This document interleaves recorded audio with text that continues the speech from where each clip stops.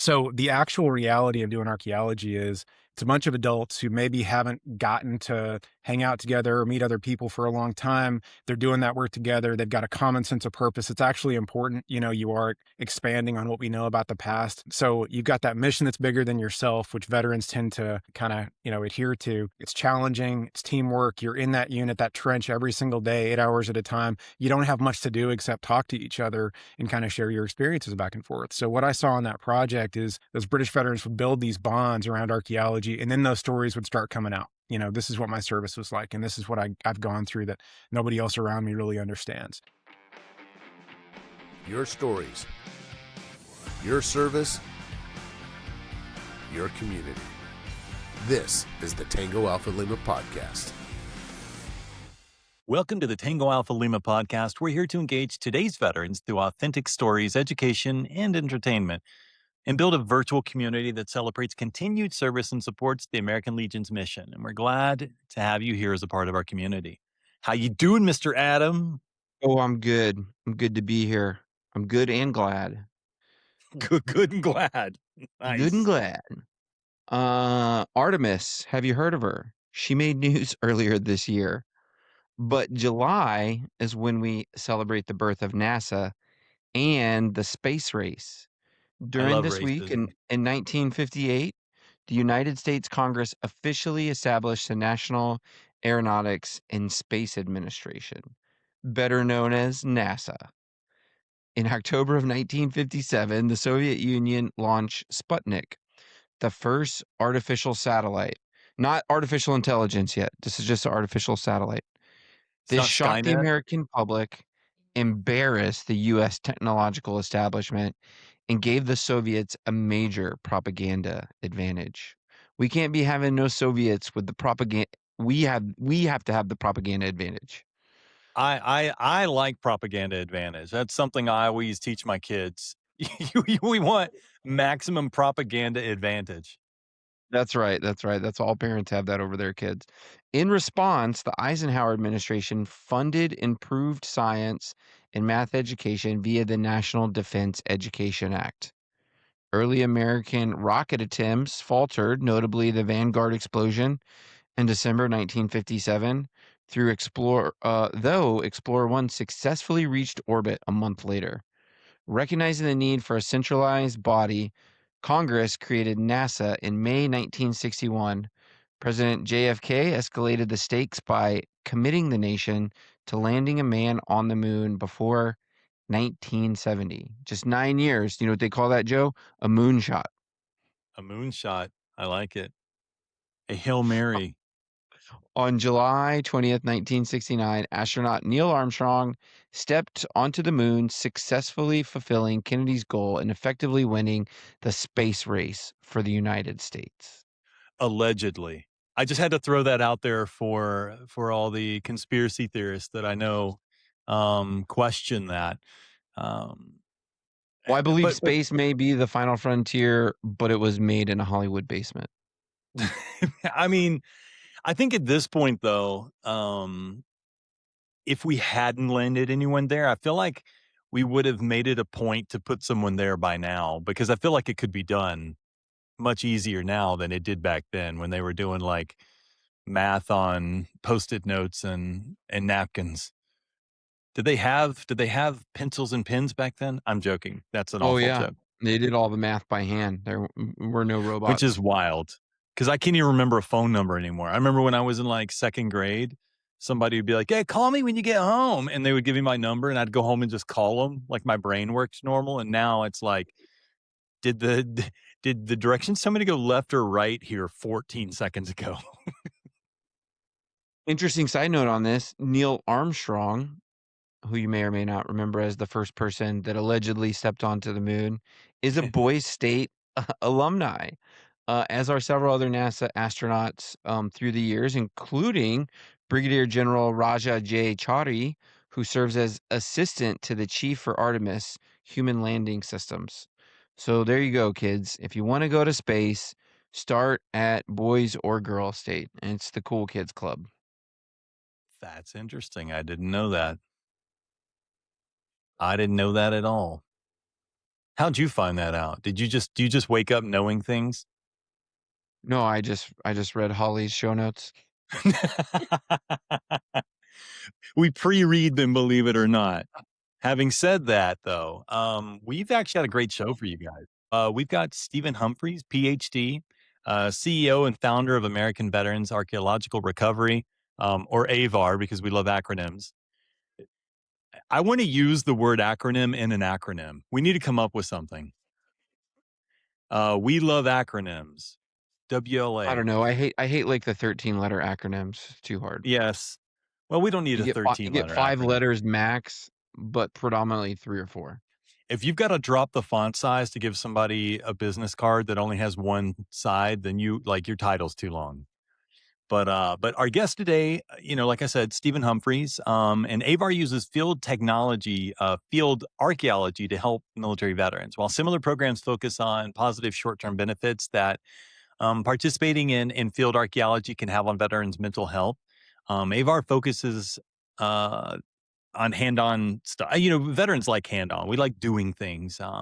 Not to say we don't love a good PowerPoint every once in a while, but we really like getting our hands dirty and getting involved. And so what they do is they focus on hands-on training, systematic metal detection expertise, and real-world excavation experience. Have you ever watched those YouTube videos where guys and gals troll the bottom of rivers, and they look for guns and like people that were missing years and years ago, and they find grenades and there is, if you, in 100-mile radius of you, if you've got lakes near you, there's probably thousands of dollars worth of stuff just at the bottom, iPhones that still work, all sorts of stuff at the bottom of rivers. And that's just what a lot of people do that do metal detection. I don't know if that's what AVAR does any of, but real world excavation experience as well. And they help veterans transition into meaningful careers in archaeology, cultural resource management, CRM, and historic preservation. And I think that's really cool because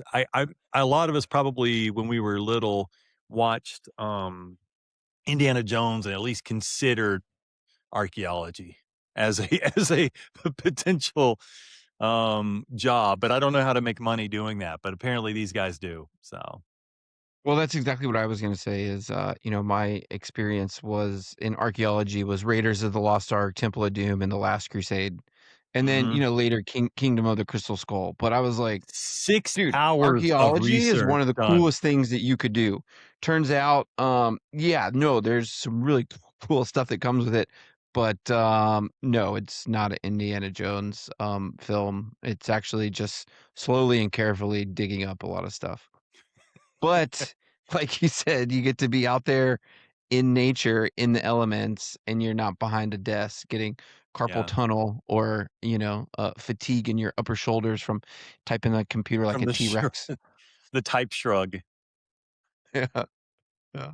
Oh, All right. well, Well, I'm excited. I'm excited for this guest, excited to learn more, and I want to hear the Indiana Jones stories. But hey, after our interview, we're going to dive into some scuttlebutt.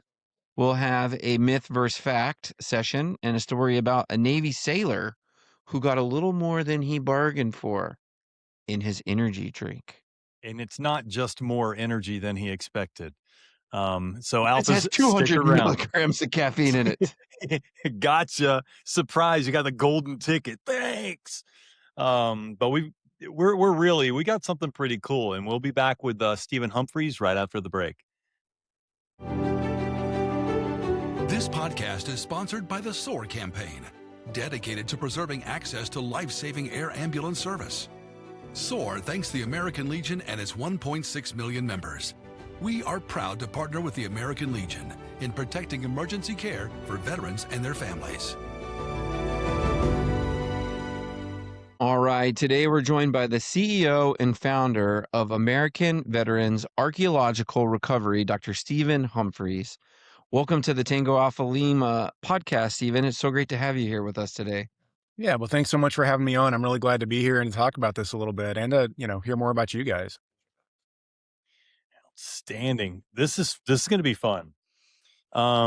So you've got one of the more unusual resumes we've had on the show, and I bet. I love that. I like, it's funny because as unusual as it is, the random groups of people you have in the military, it just branches out even weirder as people get out of the military. So, you're Air Force officer with deployments to Iraq, Afghanistan, 2 master's degrees in theology and biblical studies, PhD in archaeology from Durham, or is it Durham?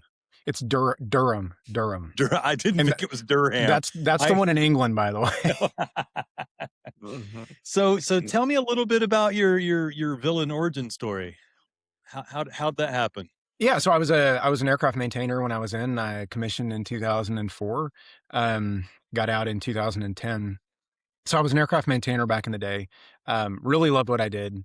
But I will say, anyone that served with me as well, like, um, I was always really focused on my troops, on my folks. I was not great. I was not great at networking. I always wanted to be on the flight line with my guys, with my crews, and that kind of stuff. And so, after a while, it really hit me that I wanted to kind of optimize that part of my service and take care of crews. I love airplanes. I'm actually fortunate in that I get to excavate airplanes now, which is really cool and definitely kind of an odd Wow. twist. But I love aircraft, but I was there to take care of my teams. And so I got out in 2010 with the idea of going to a seminary, getting my MDiv, my Master's of Divinity, and coming back in as a chaplain. Um, Went to Southwestern Baptist Theological Seminary in Fort Worth using the GI Bill, of course, which, man, if people aren't using the GI Bill, like, do it. That is the best. I think that's the best benefit the military really gives folks. Like, the ability to go get an education funded anywhere in the world pretty much and get paid while you're doing it. I use that. You mentioned, I don't typically like list my degrees, so thank you, but I got both those MAs and half my PhD funded through the GI Bill. Um, so, I came out of all that without any debt or anything like that. So awesome. People should use that more. But in any case, I, started my master's degree. They just happened to have an archaeology dig in Israel through that seminary. I didn't even know what archaeology was. No idea what archaeology looked like. Zero clue about what I was going to be doing out there. But I thought, this is a cool post-service thing that I'm going to go try. I'm going to try some new stuff. And went out there, and within, like, I think we were starting on the site at 5 a.m. because it gets hot later in the day in Israel, obviously. So you start practically at sunrise. Um, so I think by 5:30, I decided, no, I'm doing this instead. This is the coolest thing I've ever done. I'm touching stuff that's 3,000 years old. Last person to touch this, their fingerprints are in it, and it's 3,000 years old. Um, you can't. It's hard to describe in words what that actually feels like and how you can connect to someone from that time period who lived a completely different life than you are. But I Mm. got to do that, and I get to do that now pretty much every day, which is really cool. Shifted my entire career focus. Um, did 2 concurrent MAs through them, one in archaeology, one in theology. Theology really because I was looking more at, like, ancient languages. So back in the day, I was pretty good at Greek. Not so much now. But then went to Durham, England, which is a pretty good PhD program. Did a lot more digging. And got hooked up with a program that kind of does this type of stuff over there that helps veterans with archaeology. Decided we needed an American version, and here we are. Yeah, so that's called I think program Operation Nightingale, if I'm not mistaken. That's And so correct. that Yeah. put wounded UK service members on archaeological digs, and that's what you had the opportunity to participate in during your doctoral work. What was it that you saw on those digs that made you think, "Oh, there's an opportunity for this back home that's not yet, currently available?" Yeah. So, I think in America, we don't really typically, like, if I say archaeology to most Americans, they're going to say Indiana Jones because Americans aren't exposed to it as much. But archaeology in reality is more like an adult team sport. It's a big crew of folks out on a site. The work conditions are challenging. It is physically difficult. I mean, it's hard. It's hard work, right? Um, for people that have seen Indiana Jones, there's like one scene in the entire franchise that really shows archaeology. It's the first movie. They're in, what is it, Egypt, I think. And there's like a couple of Nazis actually, a couple of guys that are like running the project, and then there's like 100 workmen that are actually doing all the labor. Well, that's how archaeology kind of is. Like, it takes a lot of hands to get the dirt out of the ground, right? Um, so the actual reality of doing archaeology is it's a bunch of adults who maybe haven't gotten to hang out together or meet other people for a long time. They're doing that work together. They've got a common sense of purpose. It's actually important. You are expanding on what we know about the past. So you've got that mission that's bigger than yourself, which veterans tend to kind of, adhere to. It's challenging. It's teamwork. You're in that unit, that trench every single day, 8 hours at a time. You don't have much to do except talk to each other and kind of share your experiences back and forth. So what I saw on that project is those British veterans would build these bonds around archaeology, and then those stories would start coming out. This is what my service was like, and this is what I've gone through that nobody else around me really understands. And that would come out over the course of the project, and they would start to share those experiences. And that's what I wanted to bring back to the States. I wanted to allow Americans to have that same opportunity to bond around a really, really cool mission, doing American archaeology on really, these are nationally important sites that we work. I'll talk about where I am more in just a moment too. But I wanted to give Americans that same ability to do that. And I'll say too, Operation Nightingale has done great work. It's helped British veterans. We do operate a lot differently here. American veterans are a different population. Y'all work with the veteran service organizations a lot. They're very different in the States. So we do operate differently, mostly in that, I've got 8 crew members in the room next door to me right now. They're all getting paid. They're professionals. They're archaeologists. No one's looking at them and saying, hey, you got injured in the service. I feel sorry for you, so I'll let you touch this stuff. They're here getting paid because they're damn good at this. And so that's what we want to make them. We want to make them the best they can be. We want to make them competitive in the market, and we want to retain them so they can keep doing these really cool projects with us. So we do operate differently than the Brits do now. I just want to undermine you a little bit here and say, you said you were out there at 5 o'clock in the morning. That's like 10 o'clock. So to be fair, we were up at like 3:30. Okay. It took a while to get to the site. I know for the Army guys, I was Air Force. No, man, I just meant because you were in Britain in U.S. time on the East Coast. That's like 10 o'clock at night, right? No, that's fair. That's fair. I was an Army aviator, so I had adhered to the the crew rest policies. So did you guys do 8-hour crew rest? For flying? Yeah, for sure. Yeah. Okay. I never thought about it. I just figured you guys were like drunk in the cockpits all the time in the Army, but I guess they weren't that too. Believe it or not, you don't want somebody drunk or sleepy firing missiles in your general proximity. So is there a designated driver or a designated missile guy? Like the missile guy has to stay sober. Everyone else can just do whatever. Do whatever. No, my real question was not to undermine you having to get up at 5 in the morning. I'm really just curious. The moment that you decided that AVAR was going to be a real organization and not just like a good idea, because there is a huge leap between wanting to do something and then building a business plan out of it. Oh man, that's a good question that people don't typically ask. But that transition, because when we first started, we were just like, I was doing my PhD still. I was still aiming really toward being like an academic full time with this kind of as a side gig, right? So, AVAR was funded through like private donations. So we'd have like $2,000 in the bank account. It'd be like, okay, cool. We're going to put some veterans out on some academic projects, and they're going to have a good time, and they're going to get exposed to this and see if they want to do it. The lift from that model where we're just putting volunteers on academic projects, that's the Op Nightingale model that I mentioned earlier. That's the British model. The lift from going to like, hey, we're going to give you 3 days on a site, to, hey, we're going to employ multiple teams of veterans around the country full time, which is what we do now and what we've been doing since 2023. That lift is huge. I mean, it's like life changing. And I think I'll tell you, like, I'll try not to get emotional about it, but the real shift happened in like 2019. And it was because we're full of vulnerability, by the way. I'm not even being funny right now. I'm as likely to cry as anybody on here. So you tell your story the way you want to, man. It probably now it's going to be anticlimactic, but kind of 2019, it was really 2020 during COVID.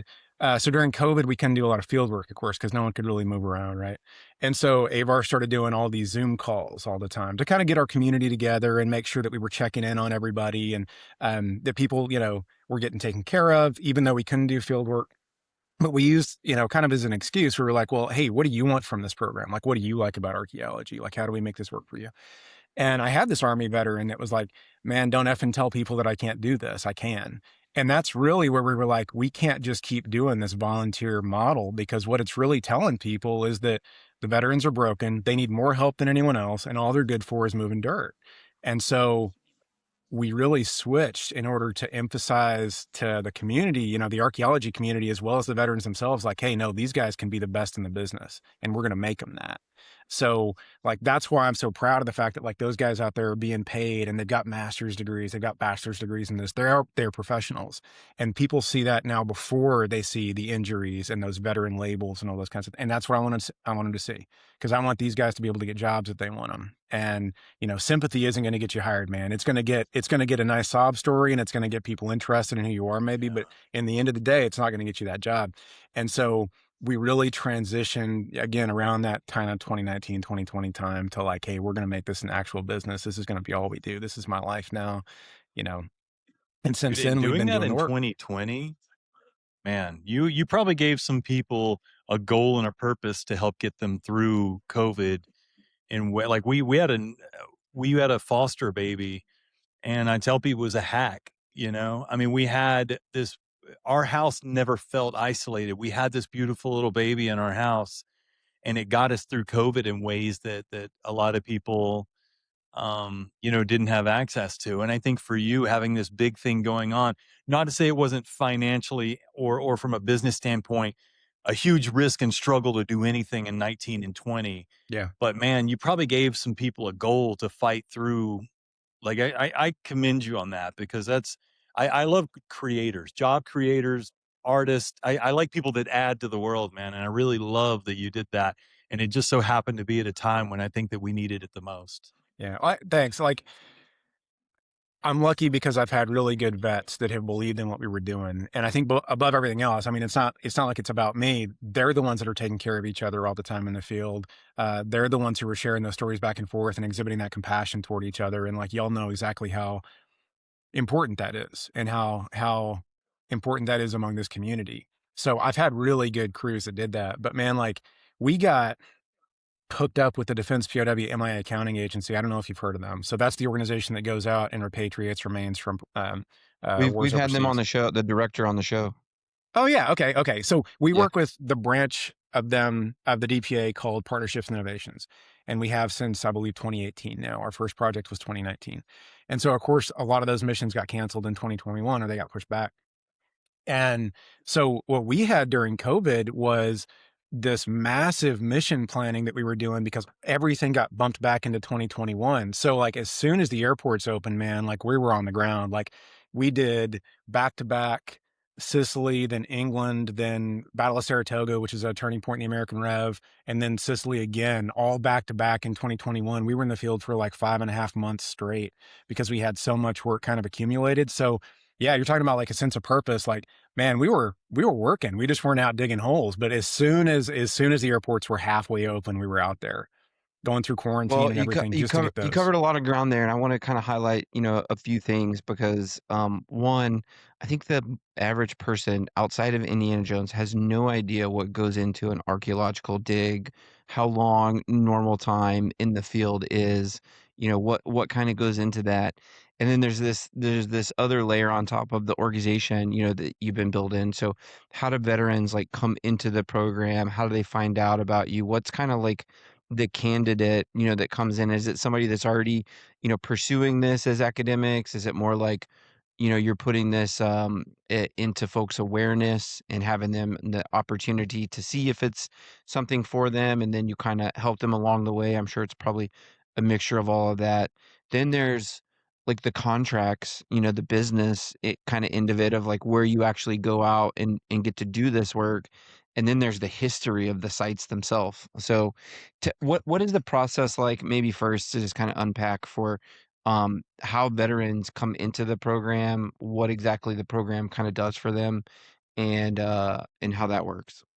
Sure. So we have a sign up and an application sheet on our website. So the easy point of contact is go hit up our website. It's like the longest URL ever, AmericanVeteransArchaeology.org. But if you Google search for American Veterans Archaeology, you'll find us. You said that we were weird. It's because we are literally the only company in the U.S. that does this with veterans, that does archaeological field work. I'll give a shout out. There is another organization called the Veterans Curation Program. And if you're looking at museum studies and that kind of thing, they're awesome. They've got labs all over the U.S. So we bounce folks back and forth with them sometimes. But if you want to do field work, we're it. right? So go to the website, sign up. Um, we're going to assess those applications. You know, we're a nonprofit, 501c3 registered nonprofit and all that. But you know, we hire like most other entities do. And what we typically do is we bring people in through what we call our ACAS programs, AVAR Conflict Archaeology School programs. So we have now a couple of those. We have one at the site of the Battle of Camden that we run, which is in South Carolina. That's one of the more significant American losses of the American Revolution. But we're doing that's a neat project, so I'll mention it. We're doing metal detector survey on the battlefield, which is, you know, that's how archaeologists typically assess battlefields now. So if you like finding musket balls and you want to do it in a professional archaeological setting and learn how to read those musket balls for what they can tell us, we do that for a couple of weeks. We also do excavation on the British Palisaded settlement out there. So basically the British FOB, which is one of the more significant ones in South Carolina. So we're kind of comparing, hey, this is the battle. This is how soldiers actually lived day to day while they were down here during the Rev, right? So, and then the other one is these DPA projects. So we're heading out to Sicily again this year in late September. We're going to be out there to early November. So what we want to do, and of course, myself and my staff are on those. I run those projects.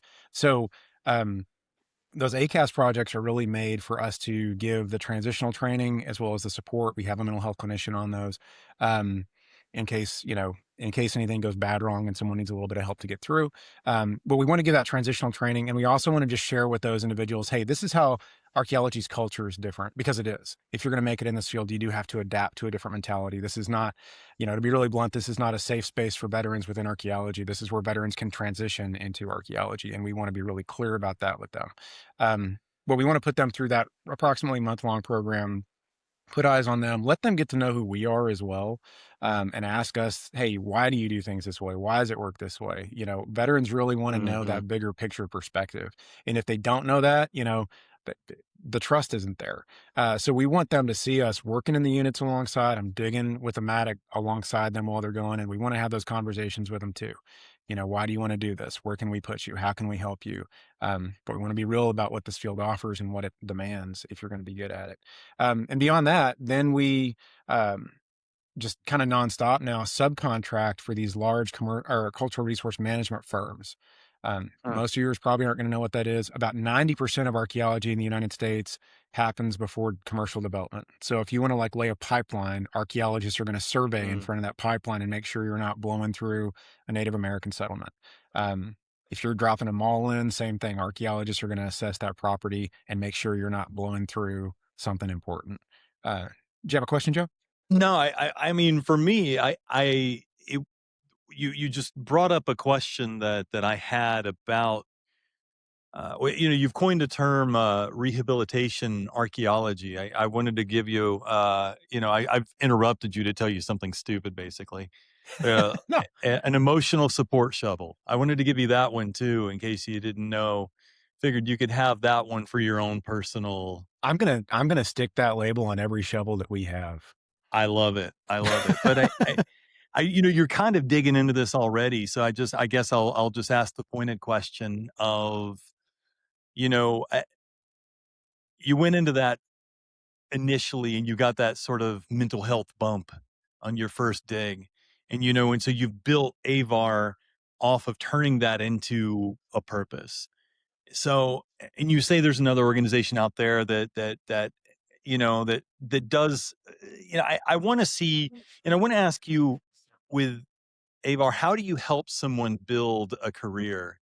You know, what makes you guys specifically different? If you don't, you were kind of getting into that anyway. So, you know, Yeah. I guess I just, you know, that's my question. No, this is a really good question. I mean, to be honest, this is a question that like academics are still going around about, because like you can look and there's peer-reviewed research out there that shows that this stuff has mental health benefits and whatnot.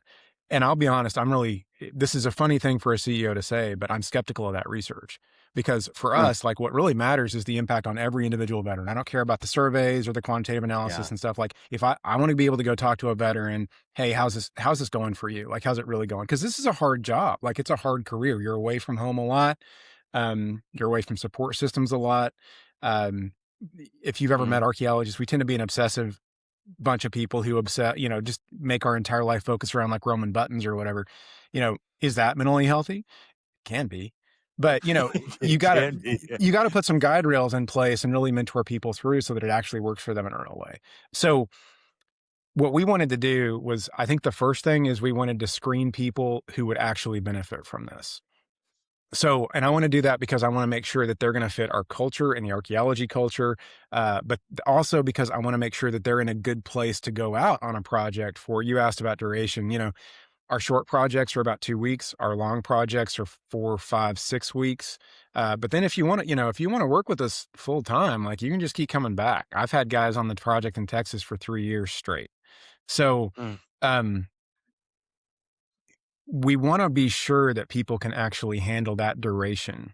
And that while we really find a lot of value and we're really proud of the kind of found family that we've created in the program, I know that found family term, like, oh, we're a family business, like that gets misused sometimes. And in the end, like, I want to be sure that they're maintaining those connections to their spouses, their kids.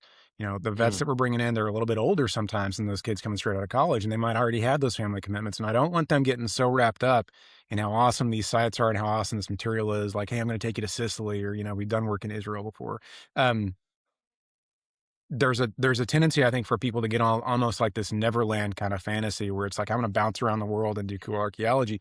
Well, no, man, like what you're going to come home to at some point is that family and those kids. So, to answer your question, we're going to screen them and make sure that they are ready to handle what this career field actually offers. We're only going to put people out here that are kind of ready for this field. Adam, you had asked, like, are we looking for professionals or non-professionals or what? What I really want to see is motivation. And yeah, like going through a degree that shows motivation, that shows that you're serious about that shows, hey, you're kind of aware of what this career field entails. So yeah, that's a big plus. But will I take someone who's excited and says, like, I've been passionate about finding lithics my entire life, arrowheads my entire life. I'm really into this. I didn't know how to do this because most people don't know how to become archaeologists. I didn't know how to do this. And I saw you guys. Will I give that person a shot? Mm. Yeah. Come out and try it. See if you actually like the fieldwork side of things. And then let's start looking at what that next step for you. And in the United States, it's typically, let's look at degrees. You can, Yeah. you kind of top out in archaeology at the master's level. You don't actually need a PhD to be a really, help or well-paid, stable financially stable archaeologist in the U.S. But, let's start looking at what that degree route looks for you, and if that's a realistic option for you, because the field work's hard, man, and you only have a few years where you can really do that before your body's going to tell you it's enough. So I'm not trying to make field technicians. I'm trying to make folks who can run projects and who can do the desktop analysis and, the GIS analysis and all that kind of stuff, because those are more stable positions in the end that are going to let someone work a 9 to 5 and then go be home with their families and their kids. Mm. What about talk a little bit about the field work in the site, how you determine so there's seemingly some really practical, kind of conventional corporate, we want to make sure this land is clear, we're gonna contract here, we're gonna go and do this work. There's some really cool stuff that you're doing with the DPAA and with military sites. What is kind of like the thesis? Because, on the other end of the spectrum, and I hope we can save a little bit of time for it because I've gotten to sit down with so few archaeologists in my life. And my understanding is that in the science realm, in a lot of ways, they're kind of the gatekeepers of the history of the world and civilization. And, if you've listened to any podcast, you probably listened to a Joe Rogan podcast, you probably Oh, listened sure. to a Sean Ryan. There's some great Yeah. conversations that are happening out there. So I wanted to plant that seed because I want to come back to those questions. But what is kind of like the thesis for, because there are all these incredible locations. There's like the very traditional like corporate work that happens, and then there's, going and unlocking the mysteries of the universe, the Indiana Jones style thing. So how do you guys as an organization kind of determine what that, work is, what that balance is, and where to Sure. skew it? So I think even from early on, again, like I'll foot stomp to use that term. Uh, our focus was on finding the sites that were going to have the greatest positive benefit on the veterans. And Mm, veterans tend to like military sites, lo and behold. But mm, I think more so than that, because of the direction that we're trying to push these guys, that healthy direction, we wanted to put them in places where their unique perspective actually mattered. Like, hey, you were a machine gunner. That doesn't matter in the vast majority of civilian positions. But if you're looking at World War I, military sites, well, now it does. Like now it's actually Oh, useful to interesting. know what that rate of fire is. Yeah, we worked a World War I aerial gunnery target in Fort Worth, Texas, and so we worked those kind of sites before, and being able to, bring a Marine sniper in, for example, and have them look at the fields of fire on a Rev War battlefield, there's value to that frankly, no archaeologist is ever going to be able to bring to bear on that site. They ask different questions. They're interested, hey, what's the actual kit that these guys are carrying out there? Because that's what infantrymen are focused on. That's their day-to-day, right? They're not asking like, hey, what did the officers write down in their notebooks about the strategies and the tactics and about who they hated and about, orders of the day and all that. The guys who've actually served want to know what the real, no kidding existence was like for these guys. And that's what we really believe in. Like we're telling those guys stories who otherwise are absent from history. Like that 16-year-old kid at the Battle of Camden who fought in the American Revolution, he's gone. He never wrote anything. But we can still find him with archaeology and we can still tell his story and he's still one of us. And that's really powerful. And my guys feel that. And so not only does that mean that it has a better impact on them and we feel like we're doing something really important, which we are, but also it means that they're going to do a good job. They're not going to leave the field until that job is done. Archaeologists might clock out, it's 4 p.m. I'm going for beers or whatever. We're not leaving until every last bit of that kid's story is going to go out someplace because he's one of us. So we choose those military sites based in large part off how important they are for us. That's part of our culture. Those are family connections for us and for me. The DPA missions are a really, I think, obvious indicator of that. On those missions, man, we know who we're going for. We have that person's file. Right. We know the names of the individuals that we're looking for. We do keep really tight control of that information. We keep tight control of who we talk to about specifics on those projects. We're really proud of the fact that we've had 3 positive identifications in my program based off our missions where we've gone out, dug, through essentially a World War II aircraft to find those remains and get them back to a family. And, the emotional impact of those projects just really can't be over. I mean, like I remember working on a site at one point and someone's class ring came up in the screens and the amount of work that goes into that, the logistics ahead of time, the funding, the meetings, all those kinds of things. That's what it adds up to is that guy's class ring coming up in that screen. And later on, of course, it's even in a news release, like that ring was handed back over to that person's family 80 years later. And, for us, that makes all this stuff that we're going to have to talk about worthwhile. But you're asking like about kind of the business of archaeology. So, yeah, essentially like the difference between a lot of archaeology that actually happens and like the Joe Rogan, what's his name, Graham Hancock, all that kind of stuff. Yeah. The difference really is funding.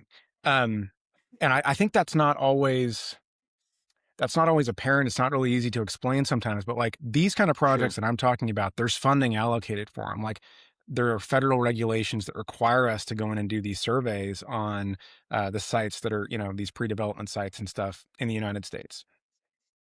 So developers have to pay these funds for this archaeology. And in a lot of cases, they don't want to.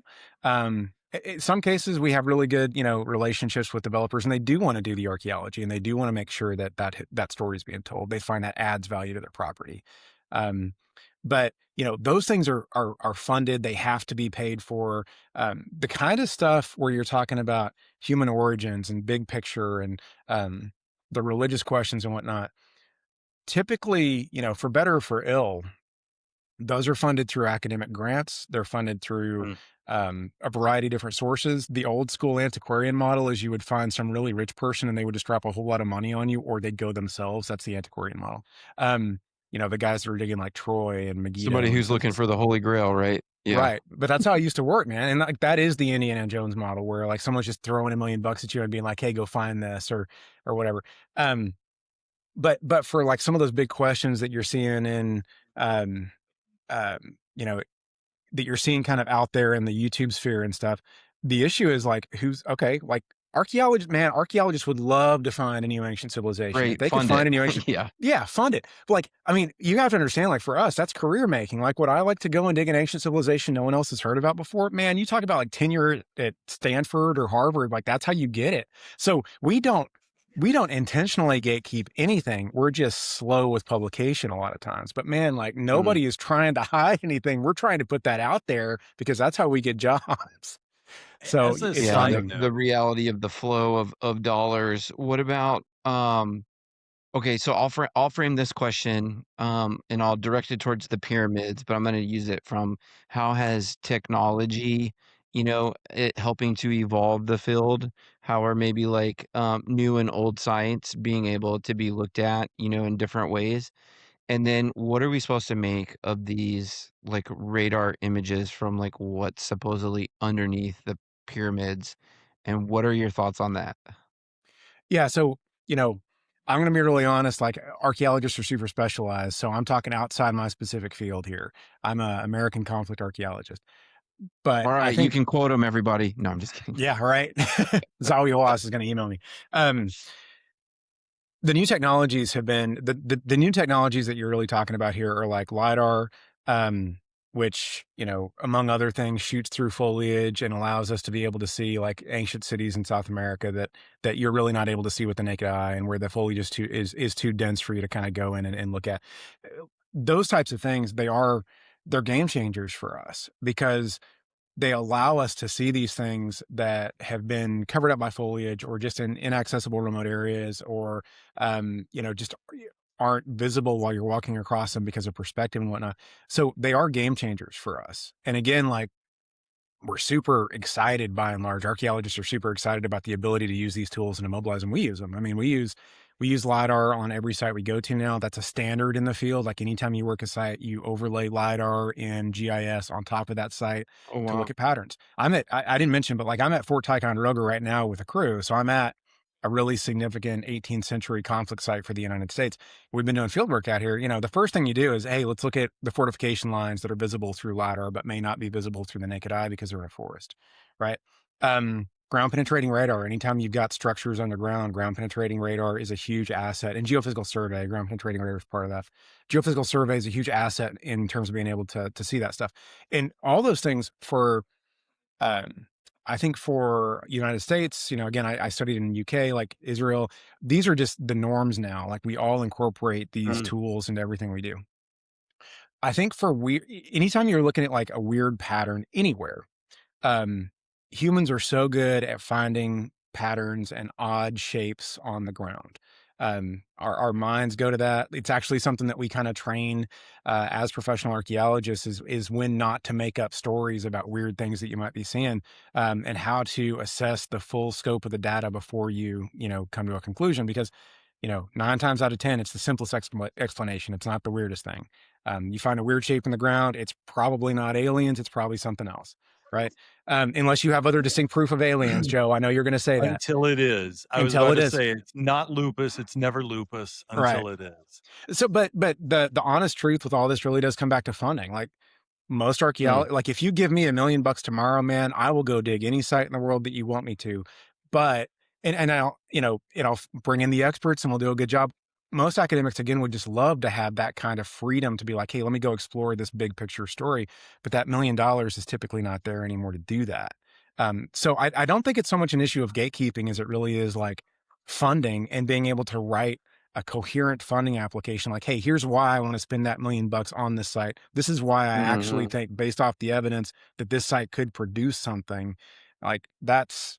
And I really, maybe that's maybe a little bit of the gatekeeping aspect of it. But the reality is, Well, when you I mean, really you're get into the getting me really details, excited to go make a small fortune so that I can contract man. you to go and do some really cool stuff. I got some too. We want to get into like a little bit about the impact that this is having on some of the use cases of the veterans that have come through your program. I got two more quick ones if Joe will indulge me. So the first one is basically off what you just said. If somebody came to you and said, Dr. Stephen Humphreys, I'm giving you $1 million, where would you go, and what is the heart project that you would go and unlock? Do you have Oh, one that's in a mind? good one. That's a good question, man. Um, this is a somewhat political answer, but I City really of Atlantis. I haven't even done the research. I don't know where it is. Some people do. Um, if I had $1 million, honestly, I would sink it into projects on the American Rev. I really do feel very passionate about telling the stories of the American Revolution right now. I Mm. know where to go. I am, well versed in those questions, and $1 million would do it justice. A bunch of these battlefields around the U.S. haven't been particularly well explored. Those stories haven't been particularly well told. And, especially with it being the America, the 250th right now, like that's where I would put it right now, because that's what I can do justice to as a specialist. Um, Mm. yeah, so that's in all No, honesty where I would go. that's a great answer because, and you kind of highlighted it too there that there's so much still left to be done, and explored. It's right here. One of the things I would think about is that you know, what else could are you potentially gonna find if you go to enough sites and places that dates back, to some hundred thousands of years prior that could potentially, which I'll hop across the globe now back to my last kind of fun question, like Göbekli Tepe, like things that start to supposedly, from what I can gather from a few conversations, start to kind of shift what we understand the timeline of civilization in history.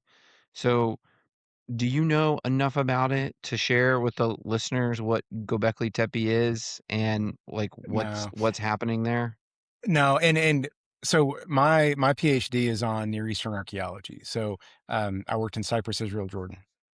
But we're so specialized as a field that no, I definitely would not want to, stick my foot in my mouth by trying to address someone else's area of specialization. I just don't know enough about that particular site. Um, so like a lot of it's actually good information for me that, I do think a lot of veterans are interested in these big picture type questions. Mm-hmm. And, you know, those are things that we don't typically do. And, to get back to your earlier question, a lot of times it's just because like that funding is not there. There are no jobs in that Right. in that field outside of the couple of university positions where those guys are really specialized in that kind of stuff. So there's just not there's a big disconnect between the big picture archaeology stuff that's overseas, it's European, the Atlanta studies and that kind of stuff. Huge disconnect between that and what archaeologists actually do on a day-to-day basis for a Well, paycheck in the States. it would be like if we gave you the $1 million and you went to go to a battlefield in the US and then you guys started doing your excavations and then you found some huge monolithic structures that were obviously there of like an advanced civilization, and then you could through your methods like date them to a time that basically disrupted the whole timeline of like human civilization and what was known. And then you would start to see all sorts of kind of like governments get involved and academia, and then unclear on what actually is and isn't. And I guess that's my like layman's understanding of kind of I the just want to Gobekli jump in Tepe. here and say this is absolutely a three guys on watch for 3 hours type of conversation. And I swear I love this kind of stuff. I really Man, do. This is in all hilarious. honesty, like I'm used to this because when we've got guys out digging and screening for 8 hours straight, this is the same conversation they have. So I the bet. first I thing bet. man, you give me $1 million and we start finding stuff like that underground. First thing I'm going to do is every single one of my crew members is going to get tenure at Harvard. That's the first thing that we're all going to do. Um, Yeah. because that's Okay, how we that got the works. blueprint here. Yeah. Yeah. That's, Well, that's what's going to and happen. I mean maybe that's a good transition, to the impact because obviously there's much greater impact that's happening in their lives by this program that you've set up, this process for, veterans to everything from dip their toe in to full-fledged become a member of the archaeological field, doing the work. And so but the ability, to stumble onto, a generational, kind of, find and get that I mean, that would be quite an impact. But it's fun to think about, but you don't have to uncover something like that for real impact to be able to be delivered for the guys and gals, going through this program. Yeah. And I think one thing that we see a lot, one thing that I experience, that I kind of mentioned or alluded to is when you're in the ground, like your focus, part of the reason this works is because when you're doing this stuff, when you're, cleaning all the dirt off of a pile of rocks, articulating a pile of rocks, that's all you're thinking about. That's your entire world. You're not thinking about any place you've been. You're not thinking about any of those dark thoughts that sometimes intrude. You're thinking about just, I got to make all the bad dirt go away from this pile of stones. It's a really mindful, relaxing activity.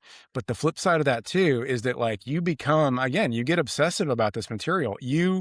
are touching that person's life from a long time ago. And so even though you aren't answering necessarily those giant questions for humanity, you're answering questions about those 5 people, those 6 people that might have lived in that home, or that unit that might have fought in that location. And at that moment, that's all you care about. So when we're working battlefields and stuff, I'll give an example, like the Battle of Medina that we work, which is 1813 in Texas. It's kind of a precursor to the Alamo in a way. But we've had some really interesting finds about how that battle took place, about how it wasn't a giant Napoleonic set piece battle, about how it's a lot of skirmishes, which most people who are familiar with modern combat can relate to. And so when they're touching those finds and they're saying, hey, this person's story is completely absent from history. Well, now I want to learn more about them. Now I want to know more about them. And at that point, that person's interest in history just hones in on, hey, I want to know about 1813. Who's this person that fired this bullet? And so again, is that necessarily interesting to the wider population? It's interesting to some of them for sure. But for that individual who's finding that stuff, now I got a purpose again. Now I want to talk about this individual and who they were and what they believed and why they were here, because I know what that feels like to be that person. So yeah, the scope just narrows way down when you're actually doing the job. And I think that's fascinating, but it's a lot of fun too. I think it's fascinating too, and I think you're downplaying some of the overall impact and information that you bring to the table, because honestly, half of what's in the books is crap that was written by some butter bar's diary Yeah. that that he was writing to impress his family back home, not so much filled with facts. There's dates and stuff like that, but everyone's an unreliable narrator. Yeah. But data is data. Yeah. And when 100 years from now, when they're digging up those pits in Iraq from when our Marines had the NAS when we were over there, and it was, throwing up on one side and shooting brown water out the other side, they're going to learn more about what it was like over there for those Marines than any diary that they're going to get. Yeah. And I personally, I think that what you guys are bringing to the table is those 5 or 6, those groups of people, the micro cliques or communities that you guys are uncovering and stuff like that. That's where the real data is at. That's how you really find out, what people's lives were like. I mean, Yeah. I think you guys are bringing to the table some really interesting one-on-one data, And I'll let you write our next grant application because of that. But I will. I'm actually a writer. I'm more than Hey. happy to do that. No So joke. I would love to help. The honest truth is, like, this is something that we've been telling people for a while. Like most people who are in the military don't trust military records as much as civilians do. So like Nope. we see over and over, you asked like what I would do with $1 million. Part of the reason that like this archaeology is necessary on these Rev War battlefields is because like you have all these people that are like, hey, I can tell the story of the Rev because there's all these documents and there's all these history books about the battles in the American Rev. I have never worked a conflict site that actually fit the narrative. And it's because of exactly what you're talking about. Like, I was an officer, man. Like half the skill set that I picked up as a lieutenant is how to make things palatable to the higher ups, right? Professional BSing. Right. They called it meeting kung fu. Like, here's how to get out of a meeting and share as little information as possible. The last thing you want is verbal diarrhea, right? So I think if you've been in that environment and you realize what those different pressures and incentives are, you realize like, hey, this is probably not all accurate. It's also written by people who are in extremely tense situations. The fog of war is very real, especially during that time period when those entire battlefields are just completely covered with black powder smoke. They can't see anything. So a lot of these narratives that we're hearing, like, they're just not right. So, we do feel passionate about telling those stories of those guys on the ground because they're not out there, but also a lot of the stuff out there we think is probably a little bit inaccurate. So we want to get that tightened up in a way that makes sense to those of us who have really done this job. I want to ask 2 things, on our way out. I love this. I love when I pick up on something that I feel like I could really dive into if I didn't have way too many kids and stuff like that. This seems like the kind of thing that I could absolutely get into. And but for practical question, if an alpha's listening right now, as a veteran, if they're interested, 2 things. One, how would they apply for your program? Who's eligible? And then number 2, if somebody is not a veteran, but they're a listener and they want to support what you do as a whole, what's the best move there? Sure. I mean, that's a great pitch. If you're a veteran, regardless of disability, as long as you've got an honorable discharge, come and apply through the website if you're interested in this. Even if you're not a great fit, I was kind of talking about like this is what we're looking for. Even if you're not a great fit and you're interested in history, I'm happy to talk to you and say like, here's where I think you might be a good fit, or here's how you kind of get ready to maybe come and do some work with us. So please just contact us through the website and we'll start talking. For civilians, who aren't archaeology practitioners, yeah, we're a 501c3. Support us financially. Shoot us a message, and again, we'll get that conversation going. We'd love to hear who you are, what you're interested in. Uh, I'll address kind of what Adam was talking about.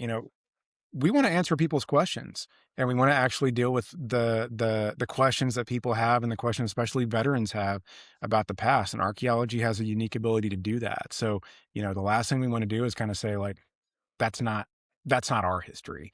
We're just so specialized that we can't always do it. But yeah, I'd love to hear from folks saying, I want to learn more about this. Can you guys look at this site? Here's $1,000,000. We need sponsors like back in the day. I promise you, if you ever start seeing my books in Barnes and Noble or something like that, then hit me up. I might have a spare $1,000 to throw at you guys. We'll see. Hey, we But I appreciate love anything. that. I would love to sponsor any group of people that are not just doing something useful, but giving veterans purpose again. I think that that's one thing that when you get out, that big gaping hole that everyone feels when they get out, they don't realize that, no matter what you're doing, whether you're, a parachute rigger or a boiler technician or, you're aircraft maintenance, when you get out, you are a part of this huge big thing and you're not anymore. So everything feels like pushing carts or bagging Yeah. groceries. Like it doesn't matter if you're, even if you're working as a janitor at a school and you're impacting kids' lives, it's hard to see the big picture because the picture doesn't feel as big, Yeah. and I love what you guys are doing, man. I really do. And it means a lot that, you saw a problem and you saw an opportunity and you put yourself out there in a time when veterans really needed it during, 19 and 20 and is working to make a difference. And I'm not joking. If even if it's just from an editing standpoint, next time you guys do grant writing or anything like that, feel free to reach out. I'd love to help. I mean, we'll shoot a video, like whatever we have to do, man. I'm more than willing to help on my end, at Oh, I least. appreciate it. I didn't even mention it, but like we're actually going to be out at Bunker Hill, doing some excavation on the redoubt at Bunker Hill in like a week and a So cool. half. So we're really fortunate in that we get to work these cool sites and that people want to put us on them. But again, also it's because, the vets are good enough that they've earned the right to go there. So, Yeah. yeah, we have I think some grant munitions Well, at this point. I think it's one of the coolest and cooler things that I've heard, and I love, and it just once again inspires me. I have so much love for our veteran community. We're like 18 million veterans in the United States, 2 million active duty. It's not even counting, all the family and supporters, the spouses of that, and just such a rich history and the opportunities to be able to provide, to come together, to have community, to apply that, towards developing an expertise and all the cool things that you're talking about that you get to do in the career field, but also as being a part of this, veteran organization. So it's really cool. I'm gonna be thinking a lot about it and opportunities to maybe send some folks your way and maybe make some introductions. I can't tell you how much we appreciate you being here, Dr. Steven, and we really appreciate just your willingness to come, to share all the great work, to also answer the silly, questions too. And No, man, that they're was great. exciting I'd love to keep and that they're conversation fun. going. That's where I want to get, I wish we had another hour and we could really Yeah. unpack those things. But before we sign off, is there anything we didn't have a chance to talk about, or anything else? You did mention, the Bunker Hill as part of the 250th. Is there anything 250, else that you man. wanted to A discuss? young 250. Yeah, the only other thing that I would add is y'all probably can't hear it through the speaker, but, like, again, I've got a crew curating finds from Fort Ticonderoga, like, just on the other side of this door, and I'm listening to them, like, laugh and, bullshit and stuff, like, while we're talking over here, and, I'm not gonna shoot the camera over there because I didn't get permission from everyone to, like, show their faces, but, like, that is what I wanna get across about what we're doing here is, like, we're giving those guys an opportunity to laugh together with other vets again while they're looking at Heck American yeah. history, and, like, it's pretty cool that I can hear them doing that while I'm talking to you guys, so that's what I would get across, it's just that's what the program is about, is giving them that opportunity again. So, Alphas, I just want to say you guys can go to www.americanveteransarchaeology.org because they couldn't afford a smaller website Yeah. to learn more about about Stephen's work. And I can't thank you enough for the time you've spent with us today, brother. It means a lot, and we really do appreciate you. Alphas, stick around for some scuttlebutt after the break.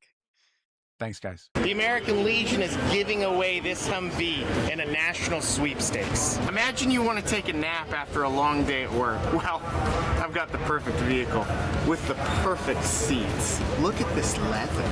It's got a steering wheel. It's got knobs. We've completely refurbished this. So if you want to win Clarence, that's what I call them, you can enter at legion.org/sweepstakes, and you can help fuel the mission.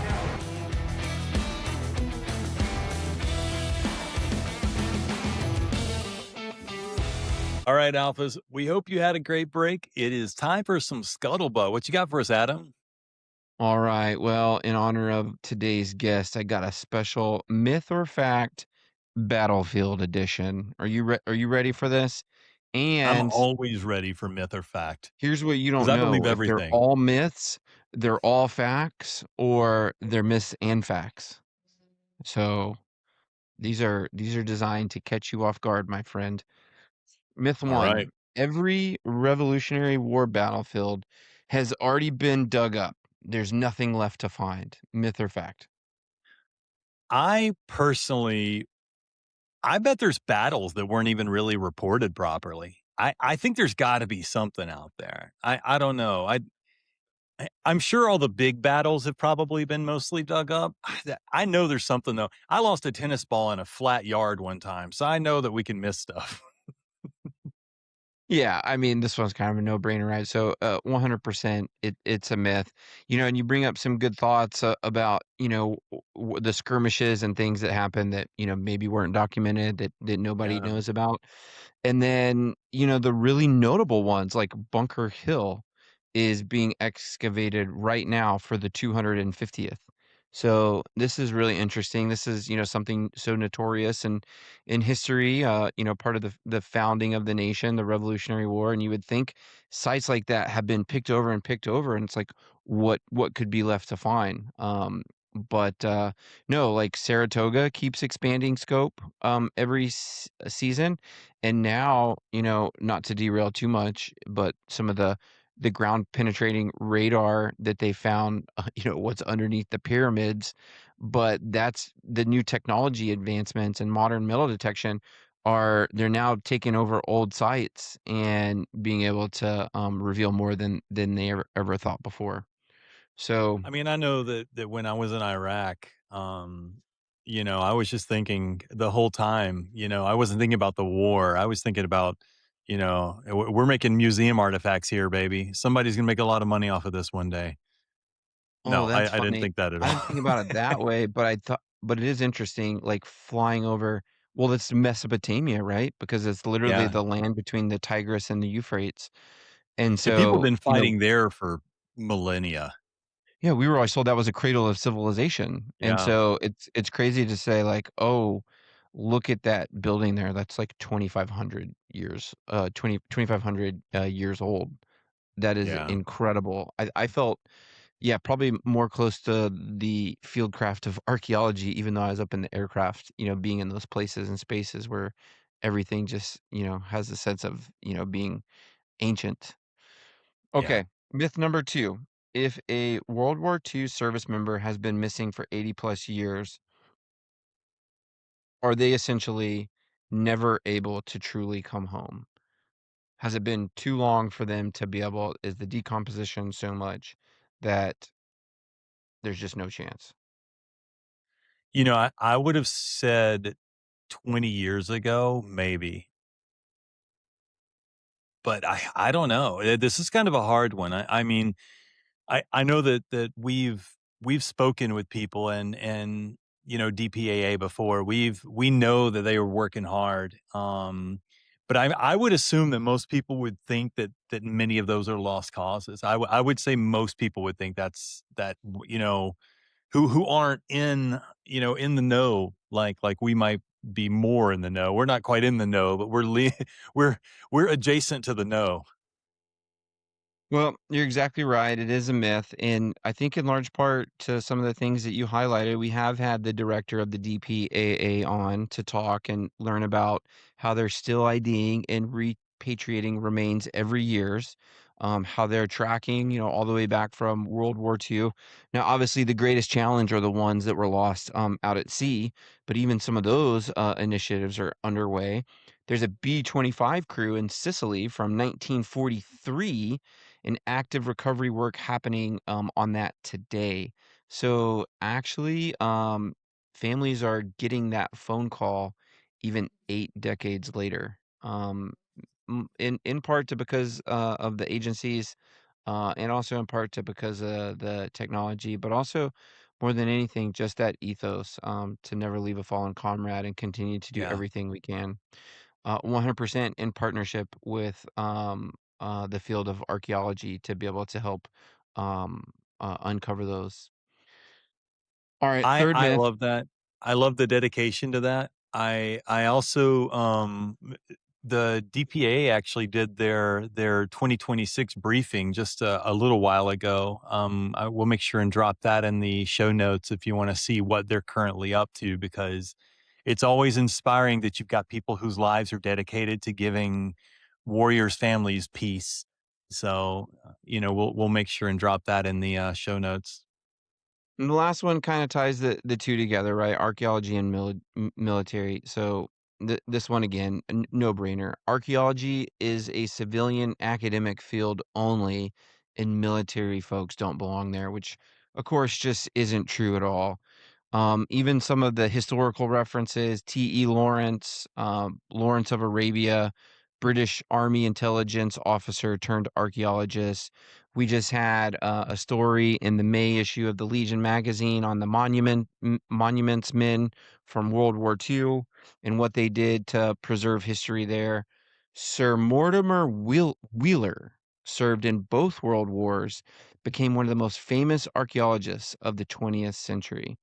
So AVAR exists precisely because veterans bring that exact skill set to the field needs. It brings discipline, it brings attention to detail, and tolerance for hard physical conditions. So it's always so interesting to see all the different places and spaces that the skill sets learned in the military can be applied to, how it can benefit the own personal healing, health, mental health, professional development journey of the individual, and can contribute, to a larger effort, so to speak. So, I see parallels between what they do and being a medic, a combat medic. Because it's kind of funny that, I was telling somebody about the first time, this is an awful story, about the first time I pulled somebody's toenail off. When I oof. watched someone else do it, it wasn't the process that bothered me. I've never been afraid of needles in my entire life. But the way that they numb is they stick a needle through the end of the toe and then they do a slow release. For some reason, when I saw that the first time, it gave me the heebie-jeebies. So the next one that came in, I'm like, that one's mine. I'm doing it. I'm not going to let something like that give me the heebie-jeebies. And in doing it, it was totally fine. Watching it was worse. But that was the first time I think I realized that it's not that I think that this stuff isn't gross or whatever. It's just cooler to me than it is gross. And so when you've got people whose curiosity outweighs the punishment that it probably takes to sit out in those conditions and have to wear masks and have to wear and to do all this archaeological stuff, like they're more curious than they are willing to give up on being on being uncomfortable. I think that's fascinating. I love that personally. Very fascinating. All right, we'll have links to the DPAA 2026 video that you guys can check out and learn more about the connection between archaeology and being able to pull it together with the veteran community. So, I think there was all right. a documentary called Holes with Shia LaBeouf in it about archaeology. Maybe you can check that out too. So I've got scuttlebutt for you as well. And if you are currently, eating or drinking, eating and drinking energy drink, as many of us do, you might want to put it down until we're done talking here. Because we need to talk about a recent piece by J.D. Simpkins over at Military Times that has kind of ruined my morning and maybe the rest of my week at least. It's pretty grody, actually. I don't know if I want to hear this one. What'd you find? So there's a 29-year-old Navy sailor out of Norfolk, John Witt. Like any good service member trying to stay alive and awake, he buys a pack of Monster Energy from a local 7-Eleven. He opens one up, chugs the entire thing to, unleash the beast or whatever. Red Bull gives you wings and you unleash the beast with Monster. But as he finishes the can, he realizes it still feels a little heavy. He looks inside, and lo and behold, it's a full-size, dead, decomposing rat at the bottom of his can. It was a protein drink all along. Hey, I'll just tell you straight up, that is not how you want to start your 12-hour shift. No, it's not. It's apparently a big rat, according to the interview with the local news. So naturally, the poor guy immediately throws up everywhere, and then probably got in trouble for that. Like, And does just it adds matter to that the it was a mood. big rat or like a I think it medium-sized does. or I like I think it any also depends rat of on. any size? And decomposing, that paints a kind of a different picture as well, right? Like, it wasn't like a freshly, it was like was it like the skeleton only? How much decomposition of rat did he drink? I don't know. Would you rather have 2 small rats or 1 big rat, though? I just, I did, as long as it was a clean rat. I don't want any Clean rat. dirty I do rats. love a good No, clean rat in no my dirty energy drink. rats. No, no dirty rats. So this guy loses his mind vomiting, which is fair, but it gets better. He does what any good sailor does. He goes straight up his chain of command to report it, and his leadership gives him the most accurate tactical advice possible. They look at the can and they say, and this is his quote, "Go to the ER, bro." That's a good doc right there. Hey, man, this is out of my I lo wheelhouse. You better get there quickly. You're I gonna need love all that. That sorts that of. sounds like a chief, like a senior chief right there. He's probably had his own energy drink, but so he goes into Portsmouth Naval Hospital, and this is the absolute peak military part of the story. The medical staff looks at him, looks at the Monster can, and tells him that with a sheer amount of chemicals packed into a Monster energy drink, it's basically acted like embalming fluid. They told him he should be completely fine because the chemicals probably killed off any diseases, and the antibodies would just fight off the rest. His antibodies in his body. So they just told him to monitor his temperature for the next 48 hours to make sure he didn't get like the plague or leptospirosis, or Which is sprout a what? tail or whatever. That's probably where those Nancy Applegate. What are those anamorph? That's probably I, somebody. If somebody's good at Photoshop, please make a John Witt holding an energy drink can turning into a rat, like Animorphs cover for me. I It's will just like donate it's a $20 to a Spider-Man origin nonprofit for story. a good fake book cover off of that. So he says he's completely traumatized and is officially a clear cup advocate for life. He's never drinking out of a closed closed can again. That's it, man. You got to have, some kind of life-altering traumatic event before you start making those lifestyle changes for healthy benefits. Wasn't there something, I think we were talking about this in the 90s where somebody found a syringe in their Pepsi can? I mean, how are these things happening? What is happening there on the bottling line? What are these facilities? Is this like These days, I would say it was planted, but back then, it's not like you could go viral doing anything. I mean, the only viral things that we had were like stories about musicians that weren't true. Like You drink energy drinks though, right? Okay, yeah, like occasionally. I mean, yes. Would that stop you forever? Would the rat in the can be I enough to think it make would you have a like give it large up contributing forever? factor. I'd be like, man, maybe I need to make better life choices. That would be it for you? I think it would last about What a do you think? year What for do you me. think a rat in your drink is trying to tell you? I'd probably Like just switch maybe. brand loyalty. I'd be a Red Bull guy. No more unleashing the beast. Give me wings. I mean, the medical staff looks at him and tells him he's probably going to be all right because of the sheer amount of chemicals packed in. So it's like this It's double-edged sword of embalming. like, look, we actually saved you. Like what you're drinking here. If you'd have been drinking, a water with a rat in it, forget about it. But I mean, let's be honest though. Your average E4, probably all the way up to all enlisted, or they're not giving up caffeine.